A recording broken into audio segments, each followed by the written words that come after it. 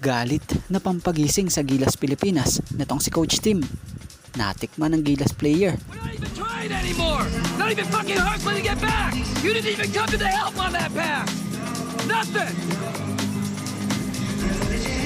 This isn't about, hey, yeah, let's go, that's bullshit! It's about fucking doing your job, fellas! You expect, we look like an Asian team right now. We look like a team that's playing Asia and they're Europeans. Right now, this is what, we haven't looked at all day. Now that's what we look like. This is the way they expect us to play. If we're gonna fucking play like this, we have no fucking chance. Get your heads out of your ass. Let's start playing. Harapang sinupalpal ni Kai Sotto, etong 7-footer big man ng Poland. Justin Brownlee nag-ala Kobe Bryant.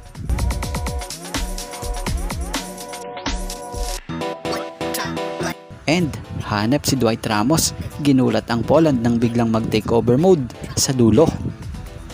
So Gilas Pilipinas kontra dito sa Poland sa kanilang kahuli-hulihang tune-up game bago ang FIBA OQT.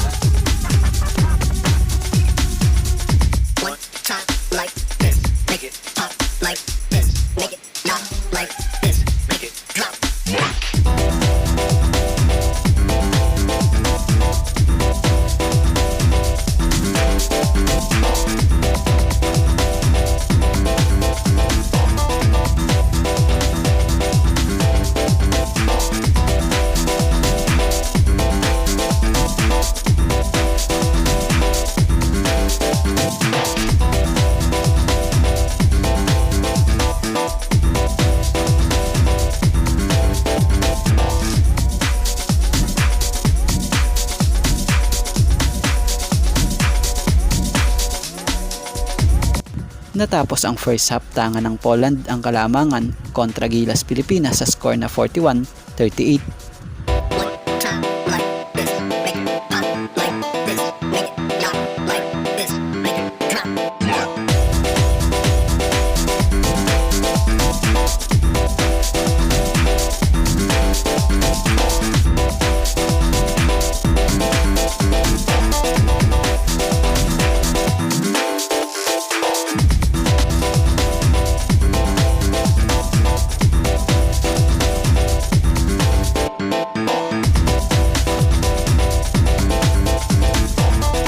So sa parteng to, sa fourth quarter, dito mo nga makikita yung panggising ni Coach Tim Cone sa Gilas Pilipinas, kung saan galit na galit nga ito dahil sa pangit ng ginagawa nila, lalo na sa depensa.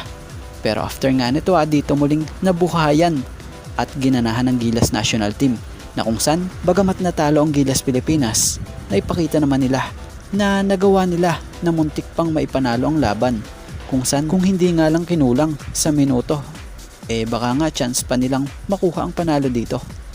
So sa larong ito, talo man ng 2 puntos ang Gilas, ang ganda namang adjustment yung nangyayari matapos ang nangyaring ito. So sa labanang ito, sa Gilas Pilipinas, pinangunahan nga muli nitong si Justin Brownlee ang Gilas, na kung saan kumamada nga ito ng 30 points, 3 rebounds and 3 assists.